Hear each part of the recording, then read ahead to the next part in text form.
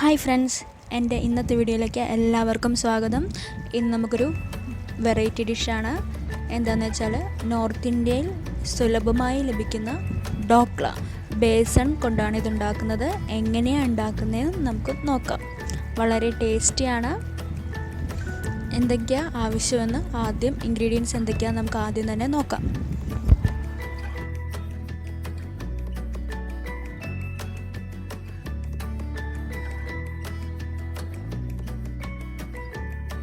എൻ്റെ വീഡിയോ ഇന്ന് പുതിയതായിട്ട് കാണുന്നവരുണ്ടെങ്കിൽ പ്ലീസ് സബ്സ്ക്രൈബ് ചെയ്യുക. അതുപോലെ തന്നെ അടുത്തുള്ള നോട്ടിഫിക്കേഷൻ ബെൽ എനേബിൾ ചെയ്യുകയാണെങ്കിൽ ഞാൻ അടുത്ത ദിവസം വീഡിയോ ഇടുമ്പോഴേ കാണാം. അടുത്തായിട്ടൊരു പാത്രം എടുക്കുക. നമ്മളിവിടെ കടലമാവ് എടുത്തിരിക്കുന്ന 2 കപ്പ് അളവിലാണ്. അതിലോട്ട് 1 ടേബിൾ സ്പൂൺ പഞ്ചസാര ആഡ് ചെയ്യുക, 1 ടേബിൾ സ്പൂൺ ഉപ്പ് ആഡ് ചെയ്യുക. ഉപ്പ് ആഡ് ചെയ്യുന്ന അതേ അളവിൽ തന്നെ പഞ്ചസാരയും ആഡ് ചെയ്യണം.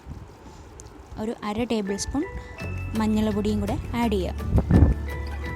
നല്ലോണം മിക്സ് ചെയ്യുക.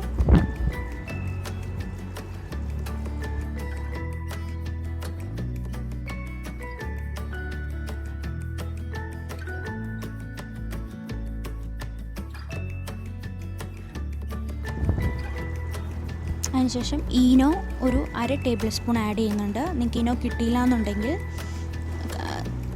ബേക്കിംഗ് പൗഡറോ ബേക്കിംഗ് സോഡയോ ആഡ് ചെയ്യാവുന്നതാണ്. അതിനോടൊപ്പം തന്നെ ലെമണും കൂടെ ആഡ് ചെയ്യണം. നല്ലോണം മിക്സ് ചെയ്യുക.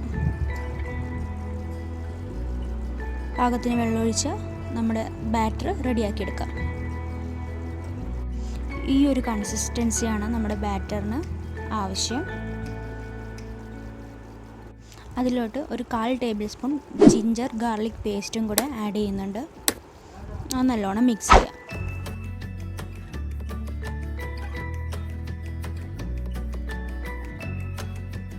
അതിനുശേഷം നമുക്കിത് ആവിയിൽ വേവിച്ചെടുക്കണം. അതിന് വേണ്ടി നമ്മളൊരു വലിയ കട്ടിയില്ലാത്തൊരു പ്ലേറ്റ് എടുക്കുക, ഇല്ലാന്നുണ്ടെങ്കിൽ ഒരു പാത്രമോ അങ്ങനെ എന്തെങ്കിലും എടുക്കുക. അതിൽ നല്ലോണം ഓയിൽ അപ്ലൈ ചെയ്യുക.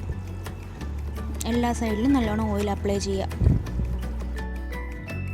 അതിനുശേഷം നമ്മൾ റെഡിയാക്കി വെച്ചിരുന്ന ബാറ്റർ ആ പ്ലേറ്റിലോട്ട് ചേഞ്ച് ചെയ്യുക.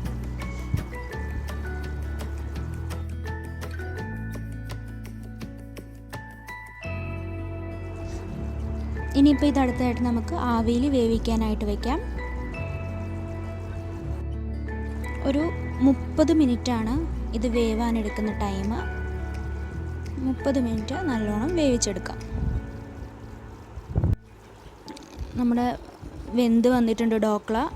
ഒന്ന് സ്റ്റിക്കോ അങ്ങനെ എന്തെങ്കിലും വെച്ച് വെന്തോ എന്നൊന്ന് ചെക്ക് ചെയ്യുക.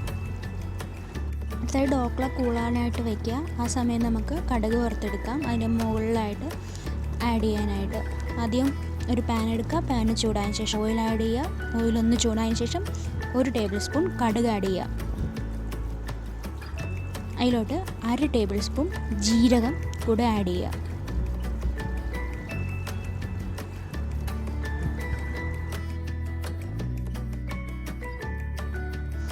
അതിലോട്ട് പച്ചമുളകും മല്ലിയിലയും ചെറുതായിട്ട് അരിഞ്ഞത് ആഡ് ചെയ്യുക. നല്ലോണം ഫ്രൈ ചെയ്തെടുക്കുക.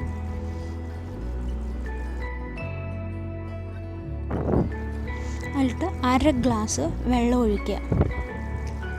1/2 ഗ്ലാസ് വെള്ളം ഒഴിച്ചതിന് ശേഷം 1/4 ടേബിൾ സ്പൂൺ പഞ്ചസാര, 1/4 ടേബിൾ സ്പൂൺ ഉപ്പ് ആഡ് ചെയ്ത് നല്ലോണം തിളപ്പിച്ചെടുക്കുക.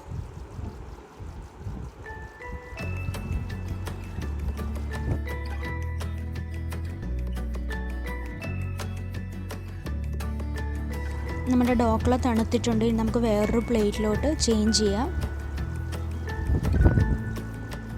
സൈഡൊക്കെ നല്ലോണം വിട്ട് വന്നിട്ടുണ്ട്. അടുത്തതായിട്ട് ഇതുപോലെ ഒന്ന് കട്ട് ചെയ്തെടുക്കുക.